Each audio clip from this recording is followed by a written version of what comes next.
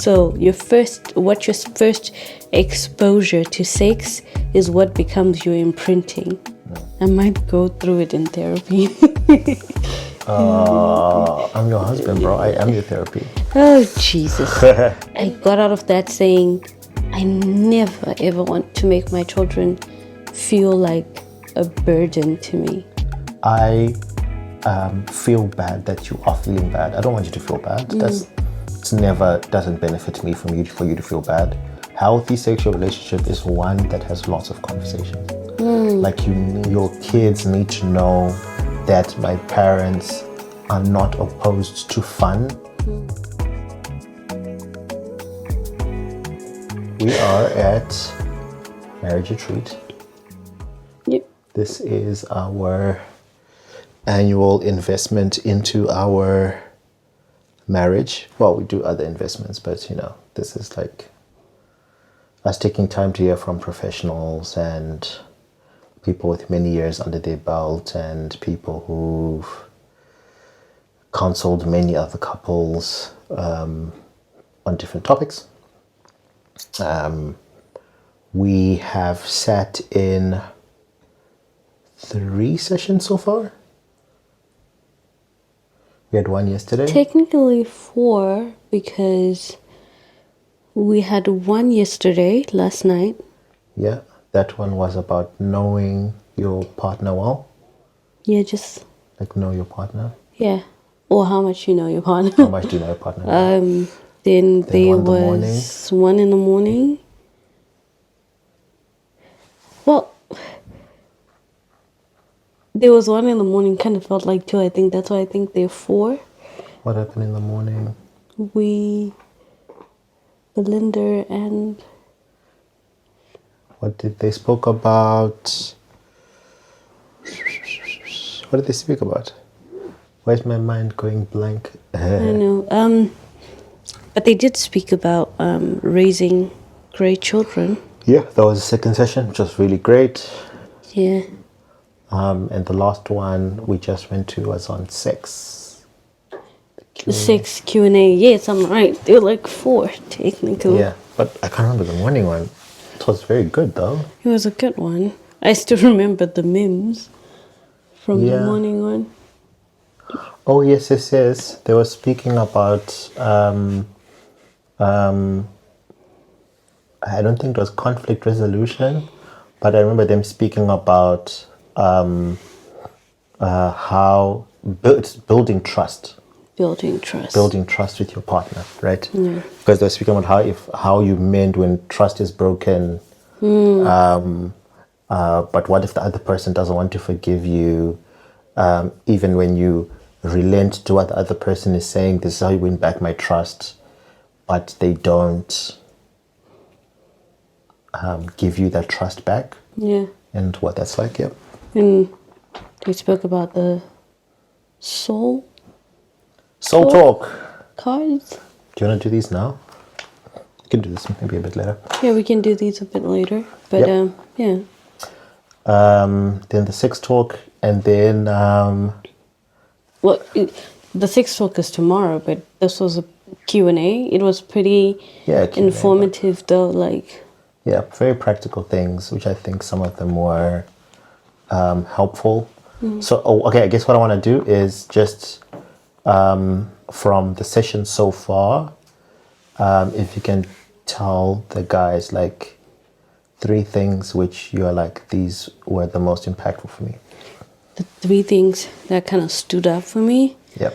I think I'll start with the fresh one that's still fresh in my mind from the sex Q&A. Yep. She spoke about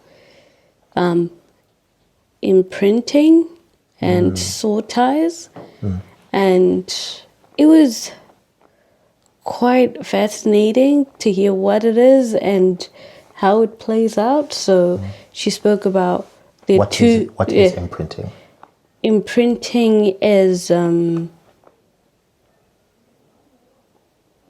can define it in terms of the 2 ways she described it. Sure. So there's sexual imprinting and there's emotional imprinting.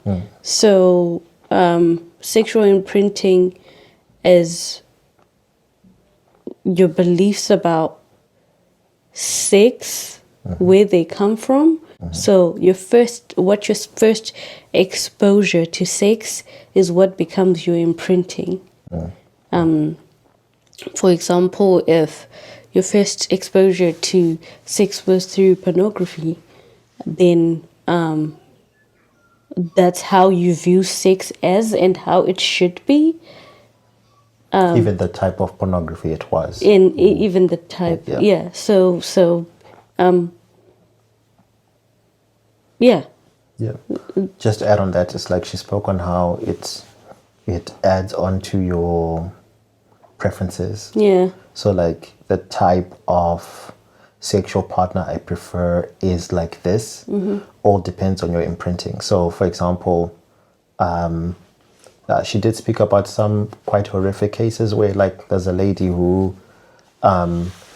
she would only enjoy sex when a husband had it with her, where it almost felt like he was raping her because her first experience of sex was abusive. Yeah. And as much as it was a traumatic experience, that's how her body reacted to that that experience. And so because of that, that is the only way she had imprinted, like, this is how I find pleasure. Yeah. Yeah. But it's like your first sexual experience caused your imprinting. I don't know if you want to talk about this on video, but I find it an interesting thing. What do you think is your imprint? Or not necessarily the event, but what did that result, not talk about the event because that's very personal, but what did that result in? This is the type of sexual imprint, my sexual preferences are this because of my imprinting. I don't remember. I'd need to think about it because even when I was sitting in there, I tried to think about it and I felt like my mind was kind of blocking it for some reason, as if it's like a distant memory that I don't want to be in touch with, or I don't want to Like it's a traumatic memory? tap into. I'm not sure. Maybe it is and I've just buried it. We will have to come back to that one. I might go through it in therapy. I'm your husband, bro. I am your therapy. Oh, Jesus. And then there's emotional imprinting, Yep. which just, it's emotional, right? Which I think that's what you said. Many Christians have improperly called soul ties. yes, which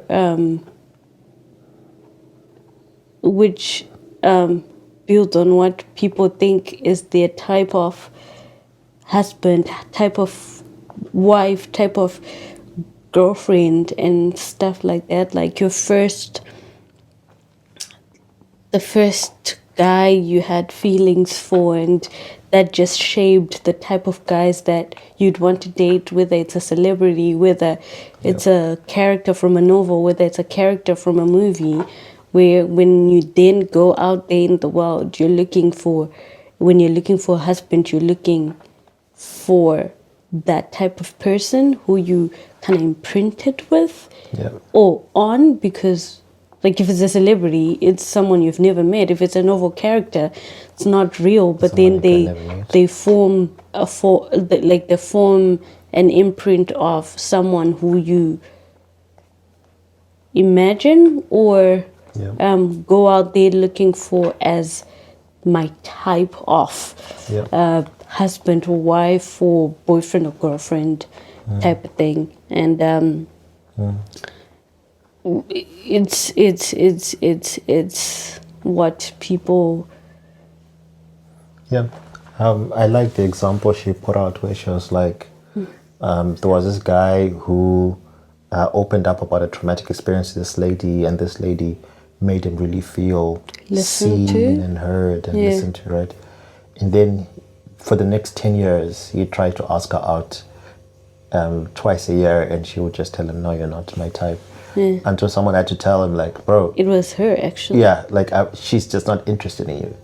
move on. You imprinted because imprinted she's on the her. first person who listened to you and Yep. who gave you a lesson from a difficult thing you had gone through. Yeah. And you felt like she understood, she heard you and stuff like that. So you thought, this is my person. This should be my. Do you think a lot of people are stuck on this is the type of partner I need because of this kind of imprinting? Like, I think so. yeah. I think so. And she did say, from that example that she gave, she did say some of it has to do with like a guy that treated you like a father figure that you never had. A woman that treated you, that was motherly to you, like the mother you've never had, the sister you've never had, the whatnot you never had, like, and you needed. So that kind of imprinted on you. So you went out there looking for that same type of woman, that same type of man. Yeah. When you're looking for a partner or in search of a partner. She did say, though, because people are asking interesting questions about how do we, is it permanent and can we Yep. help our kids if they ever go through that? And she said it's not permanent, and it can truly get reversed Yep. in terms of, for example, if someone's sexual imprinting comes from pornography, like a young kid or something like that, even an adult, there's still room to tell them that, no, this is imprinting that's happening to you. And she also said that it's always going to be there, but like as an adult, especially if you stop it as an adult, it's always residues of it are always going to be there, but you need to also remind your brain that no, this is my imprinting happening here. Yep. And it's going to lead me to infidelity, or some trouble of some sort. Yep. And I need to stop it, and don't let that thought linger. Just say, brain, stop it, and keep it moving. Yeah, and she also said that you should always pay attention and realize that what you are into is what you have. You know what I mean? Yeah. Like, instead of feigning for or thinking about a certain kind of someone who is a certain kind of way, Yeah. rather pay more attention to what you currently have and appreciate that. Yeah. Because there are really great things that you have currently, but you're not looking at or appreciating it or really taking time to enjoy it. So you're going to miss out on that. Rather imprint on what you have. You know what I mean? Yeah. You will enjoy it more. I thought that was good as well. I thought that was so cool. Cool. What else did you like? I liked the parenting chat. Yeah.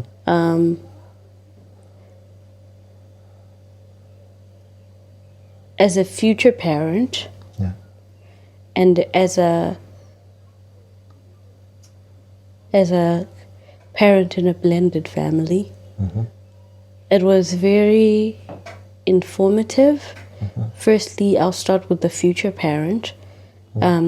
As a future parent, it just got me thinking about ways that I would like to grow our children.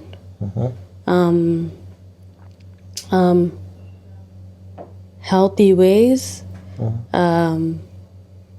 family cultures, and all these little things that we might never have had as children, but we longed for and we long for.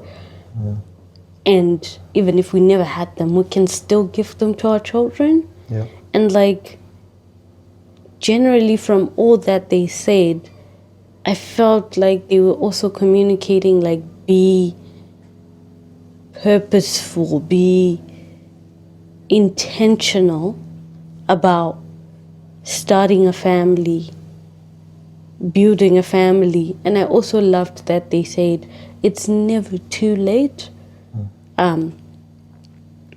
to come back from a mistake that you've done as a parent. So one thing that stood out for me there was just the idea of being intentional and purposeful Yep. in your parenting as a parent. And I got out of that saying, I never ever want to make my children feel like a burden to me. And should I ever think it in my family planning, then I'm not ready.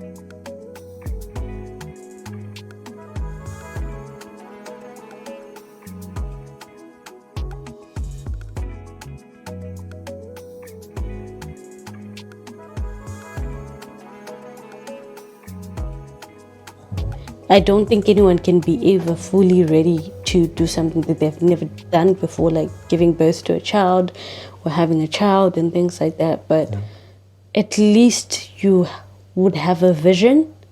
At least you would have a plan. Might not always go according to plan, but at least you have a plan. And for me, a plan or a vision shows in being intentional and like it just felt so practical as well. Like, hey, not everything works, but try. Yep. And these are the ways to try. And I also loved the mottos that they have in their family. That was good. That was so good that we as a family, we do this. we do this, don't do that. we don't do that, and things like that. And more and more through these family-centered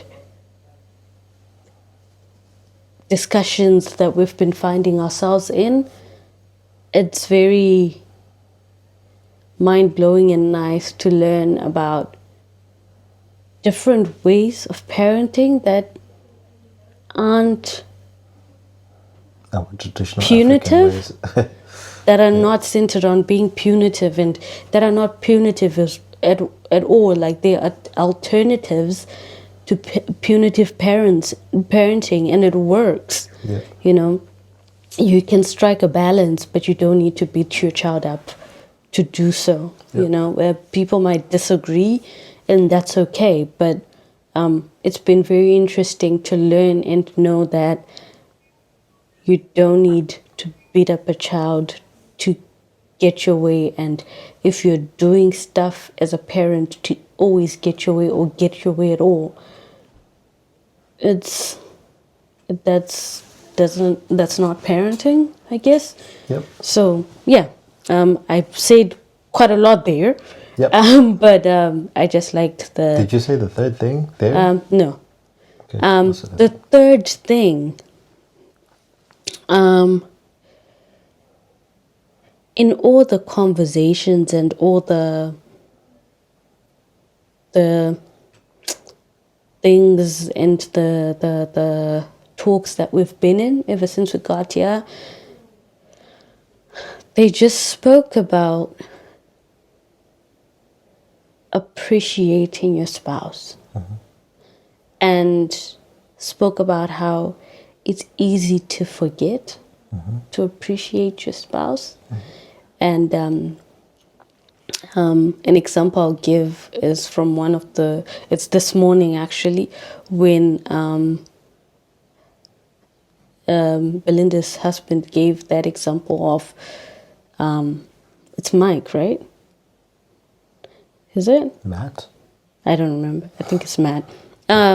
He gave an example and he said, I met a couple that came to this retreat at some point, and I asked them how they found it, and they said, oh, I didn't like it. It's like, oh, is it because the place, is something wrong with the place? Is it the food? What was wrong? And the guy of it said, no, it's because me and my wife were fighting and bickering the whole way there. And we were giving each other silent treatment the whole time there. And we did the same on our way back from it. So we never particularly enjoyed it.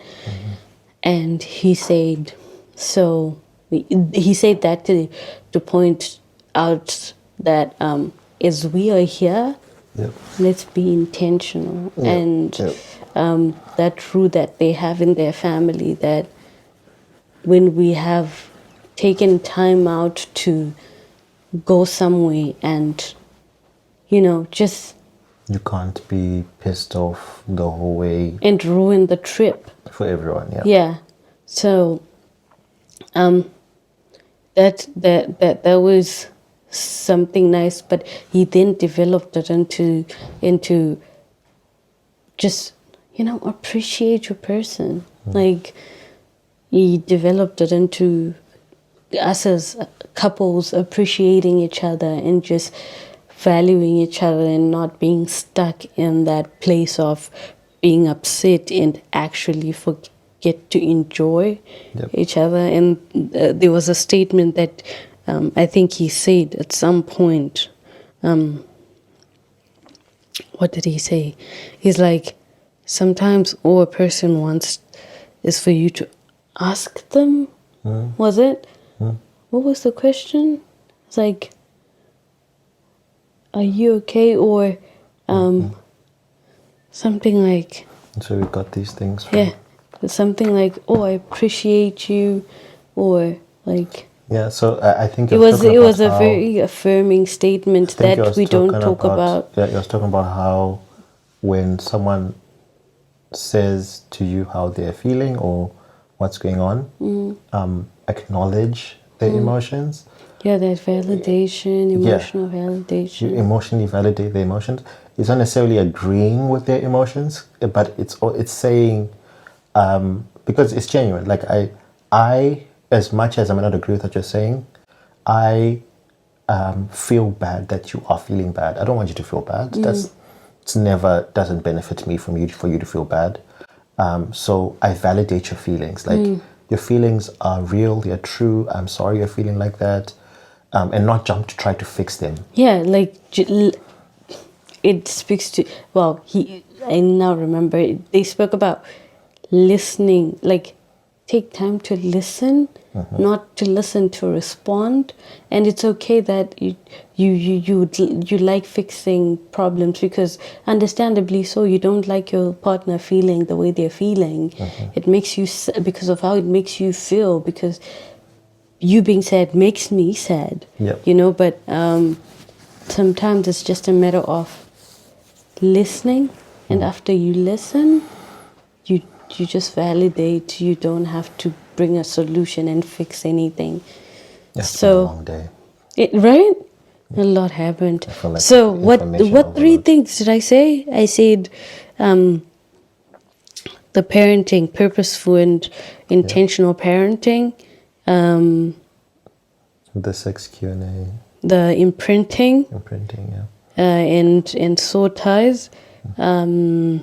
Well, I loved. I'll just add on to that. Like, soul ties are not biblical, and they are not. They are not biblical, and they are not always sexual. They might have a sexual connection, but they're not sexual. They're emotional. Yeah. 100%. And the Imprinting. Emotional validation, blah blah blah blah blah. Yep. Cool. From And my yours? side, I'll start with the most recent one.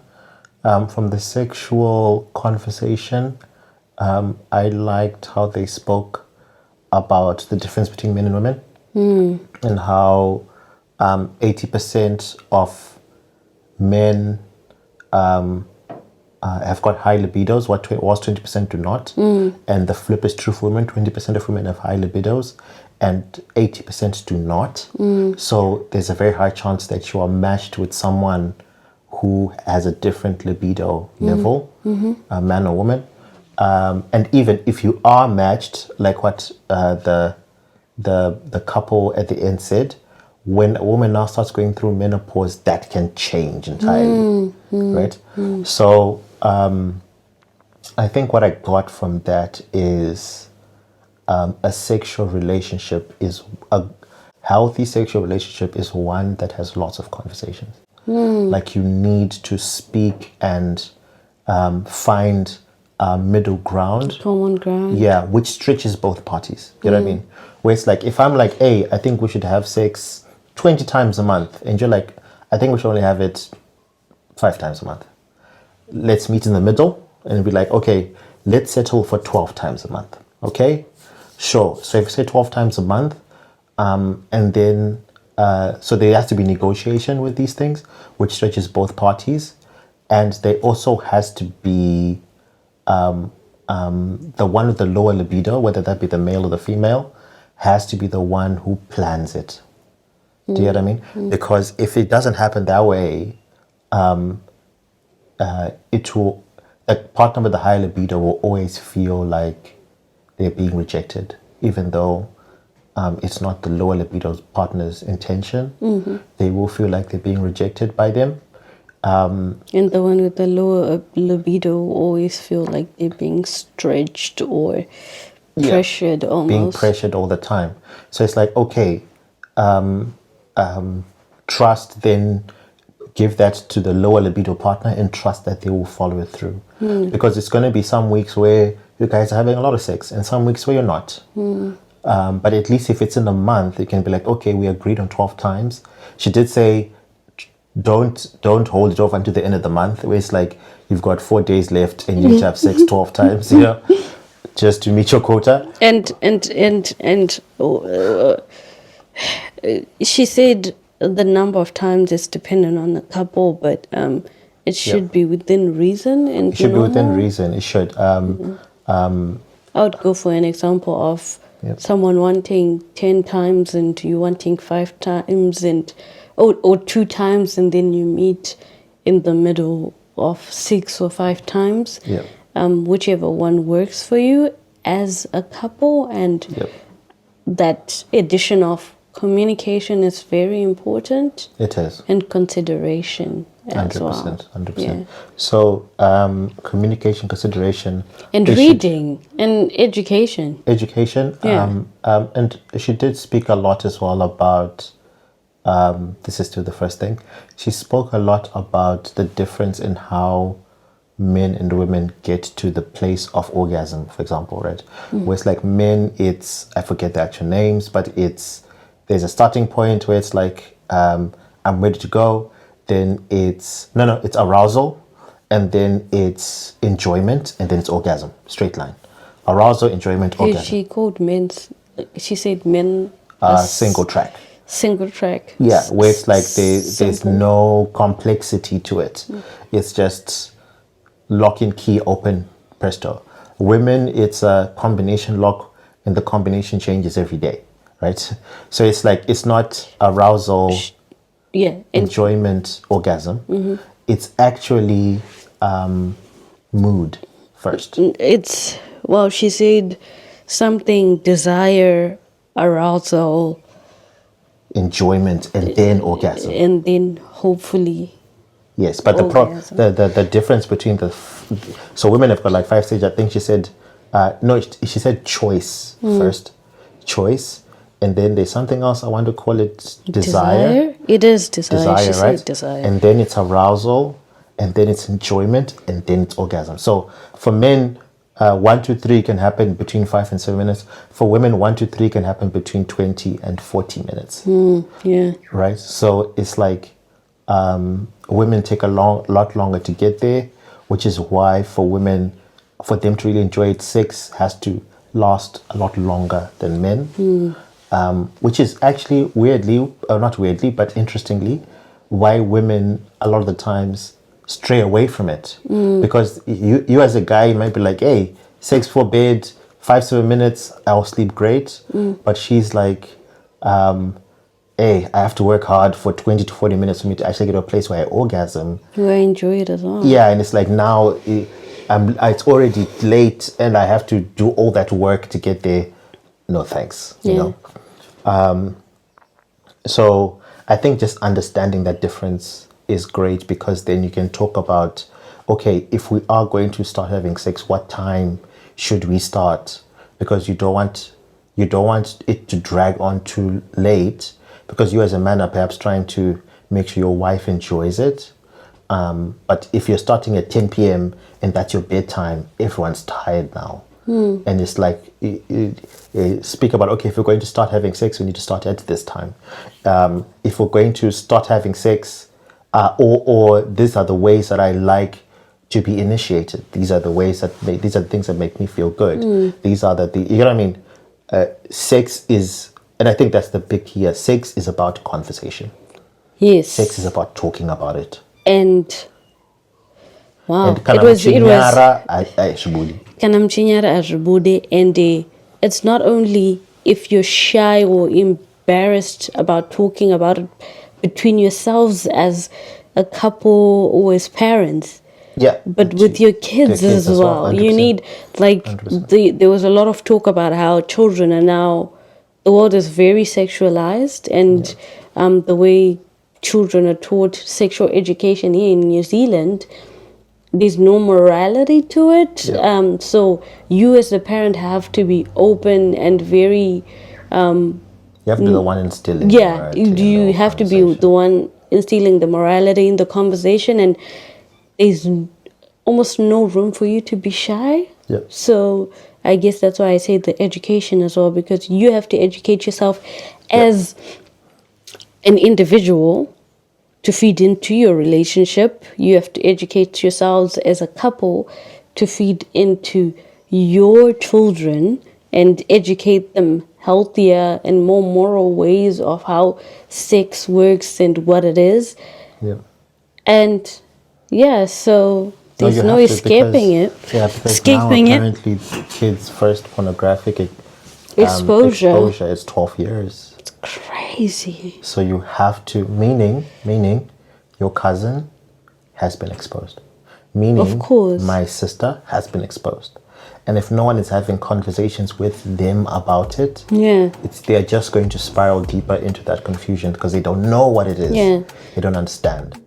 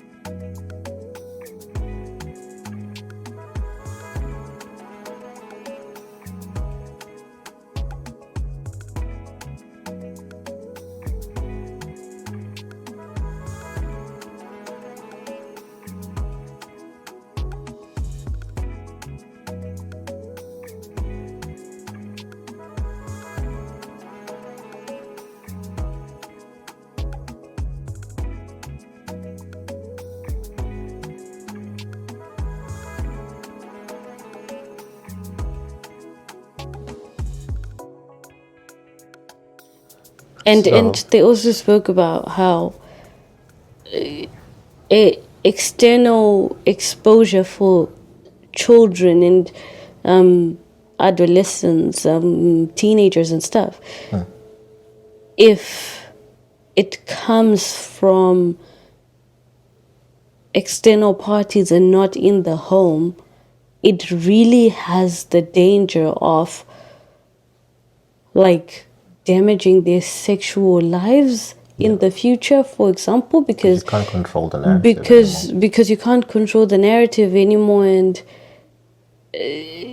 like, for example, if someone is exposed to pornography at 12 and their parents or their guardians never talk to them about it, or like the effects of it, and just explain what it is and just talk to them on why it's bad or not bad and whatnot,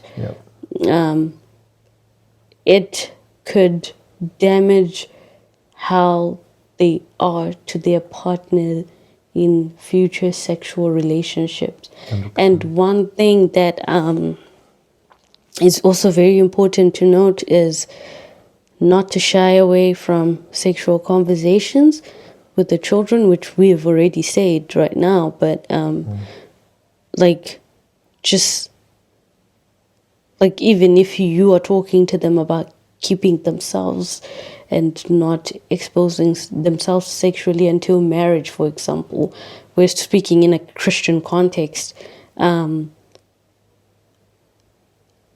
you teach them that, for example, sex is not a bad thing, but it's meant for marriage, and thus it should be kept for that. Yeah, so like the switch over between purity culture to marriage culture, where it's like we almost expect people to get it just like that, but it's almost purity culture places, or their emphasis is how sex is a no-no.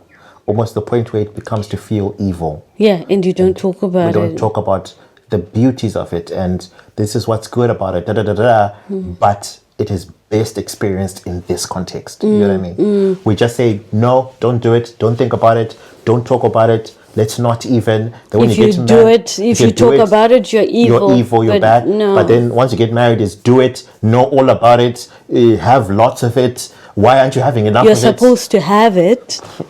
It creates that block in your mind, or so. Yeah, I found that's number one. Found that very interesting.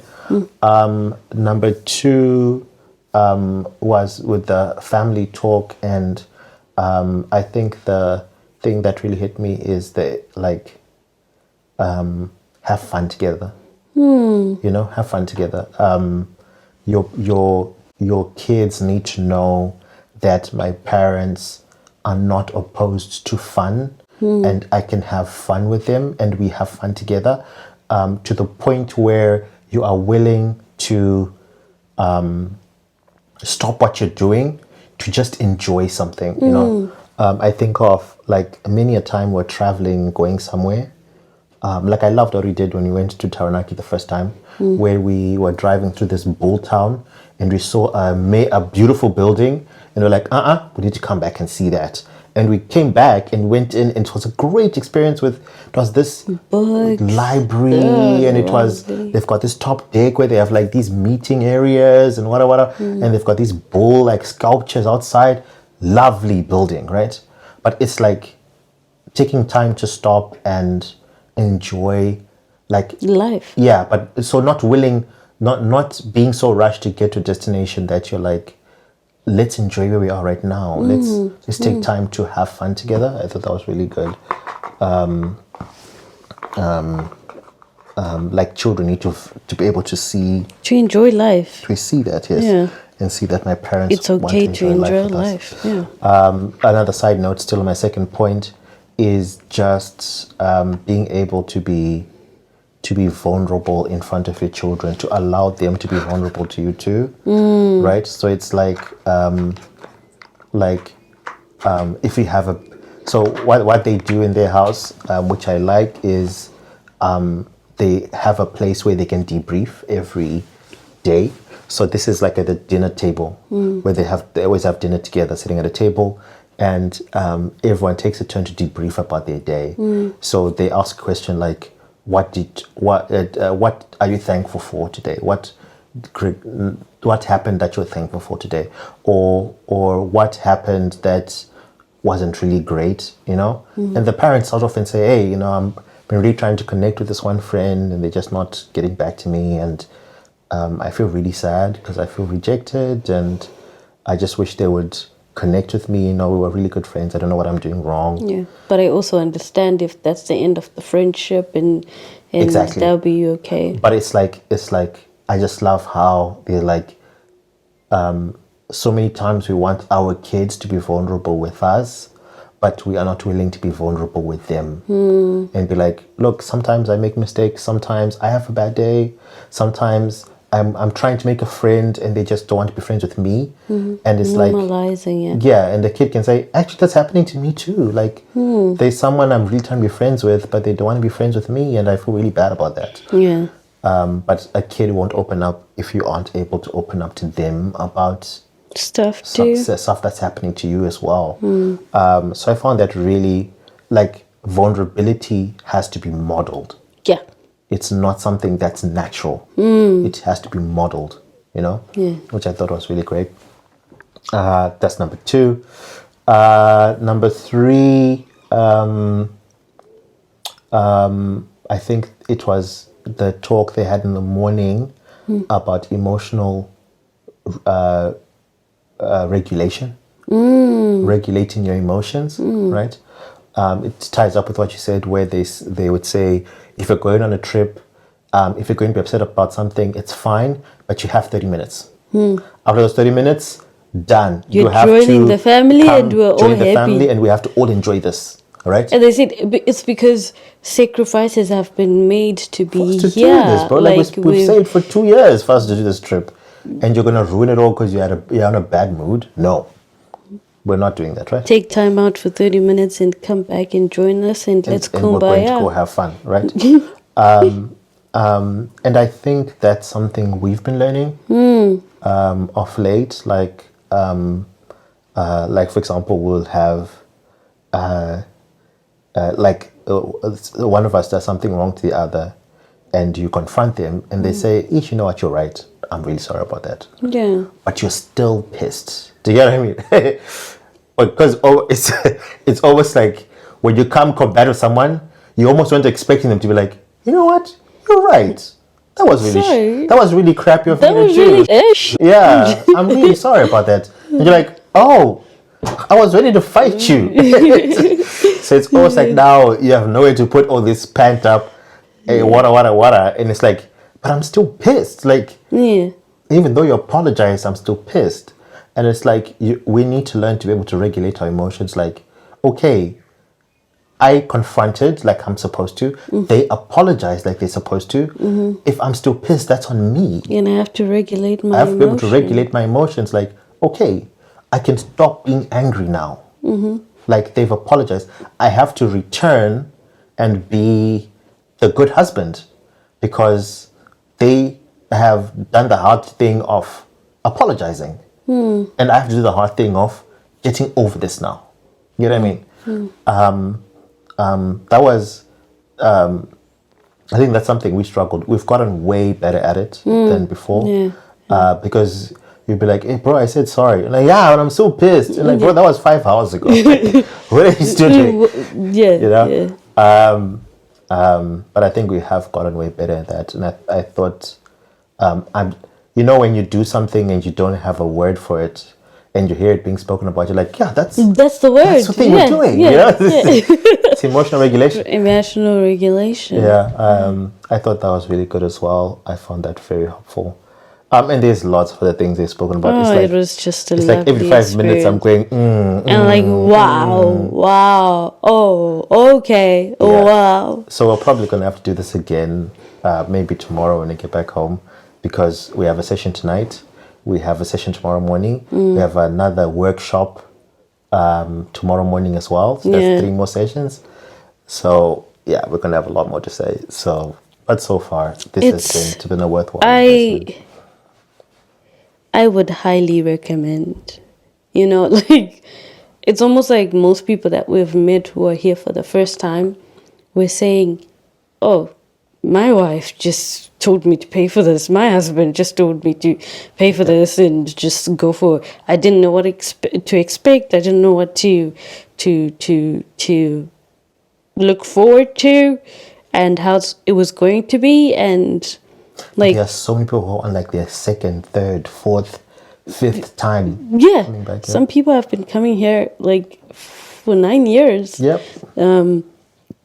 And they have good things to say about this place, and I just feel like it's worth experiencing as a couple. And Oh, 100%. and I've always felt like in marriage and parenting, in anything really in life, you can never know too much. Oh, 100%. You can never have too much information. There's always room to learn more. Yeah. And we've made friends as well. Yeah. I really quite enjoyed lunch today. Like, it was just so relaxed, and we're just talking about And laughing with people does really great. things that, like, it's not too serious. It's just we meet as couples, we just chat, and like even breakfast, we spoke to a couple that said the first year they came here, they really needed it for their marriage, and it really helped, and Now we're back again. they're back again. And you don't have to. One thing I've also noticed that you don't have to have anything wrong with your marriage. You just investing and just learning and just, I think you're the one who told me this, but it's like a car requires service once a year at least. What makes you, and a car is something you use a lot of times, you use it every day, whatever. What makes you think your marriage is any different? You need at least, I would say at least once a year, find something that, because I'm Christian, I would say have a Christian-based family retreat, marriage retreat, something, not just for marriage, but for parenting. I loved what Matt said, where it's like, sometimes when he's driving with his kids, he'll say to them, hey, so, this is my first time being a parent. yeah. I am winging it. I have no idea what I'm doing. So it'd be really great if you guys could tell me, like, one thing that you feel I'm doing really good at. And they tell them, like, okay, what thing do you think, tell me one thing that you feel like I could do better at. Yeah. So it's almost like even parenting course, marriage course, things like that. These are things we've never done before. Yeah. These are things we're learning. And people always say it doesn't have a manual, what, but there are manuals out there. There are people who've specialized in this, who know what they're talking about. Who write books about it. They've done this for years. They've helped so many people, right? They've done study and degrees and whatever about counseling and all that we can tap into and learn from. So it's like, reach out, invest at least one marriage course a year, at least one parenting course a year. That will strengthen your marriage, help you stay on track, correct things that might be getting out of. The same way you need to change your air filter in your car, sometimes you need to change your attitude towards something in your marriage. And I would also add on and say, even as couples that are not married. Oh, definitely. Before you're married, invest. Invest in your relationship. I guess the end goal for us as Christians would be marriage, but for those who aren't and who are just wanting to stay couples and permanently to each other, and then the goal is not marriage anyway. Like, just invest in your relationship. Yep. In your relationships. 100%. Yeah. 100%. We could always learn more and get more from. I think that's good.